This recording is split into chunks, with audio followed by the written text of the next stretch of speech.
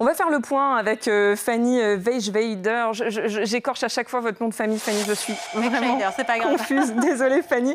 Le gouvernement, on reparle du pouvoir d'achat, qui assure que le pouvoir d'achat a augmenté sous le quinquennat d'Emmanuel Macron. Est-ce que c'est vrai? Alors oui, si on en croit la publication récente de plusieurs rapports. Le rapport tout d'abord de l'OFCE, l'Observatoire français des conjonctures économiques, qui fait état d'une hausse du niveau de vie depuis 2017, depuis l'arrivée au pouvoir d'Emmanuel Macron, de 1% par an, soit un gain annuel de 334 € à mettre en perspective avec les 0,2% de progression sous la mandature François Hollande ou encore 0% d'évolution sous Nicolas Sarkozy. Et encore plus optimiste, un document du Trésor public dans son gros rapport économique, social et financier fait état, lui, carrément d'une augmentation du niveau de vie de 4 à 6% pour les Français sous la présidence d'Emmanuel Macron, plus 4% pour les 10% des ménages les plus modestes et plus 2% pour les 10% des ménages les plus aisés. Tout cela peut être dû à la reprise économique ou encore à un certain élargissement du gouvernement à tous les Français de certaines mesures anti-crise.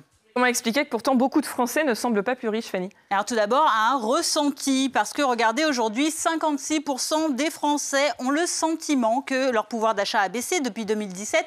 C'est le résultat d'un sondage Opinionway Square pour les Échos et Radio Classique publié fin septembre. Alors pourquoi un tel sentiment? Parce que concrètement, eh bien, on constate des hausses des prix des carburants, vous le savez, le gazole notamment qui a augmenté de plus 28% en un an, le samplon 95 plus 24% ou encore le samplon 90 de plus 22%.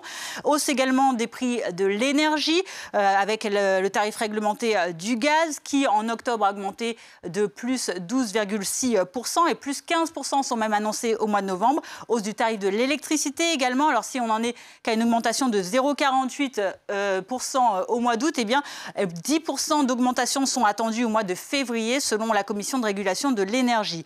Enfin, on le voit aussi à la caisse, de manière générale, augmentation de l'alimentation, mais aussi augmentation des loyers. Les loyers qui représentent 6 à 20% du revenu des Français selon l'INSEE, ils ont augmenté au troisième trimestre de 2021 de plus 0,83% contre seulement 0,42% d'augmentation au trimestre précédent. Les prix de l'alimentation, je le disais, la grande consommation, plus 1,3% des prix en un an. Tout cela mis bout à bout pourrait donc avoir pour conséquence une hausse de l'inflation. En général, elle était de 0,5%, cette hausse en 2020. Et en septembre 2021, elle était déjà de plus 2,2%. Merci beaucoup, Fanny, pour cet état des lieux.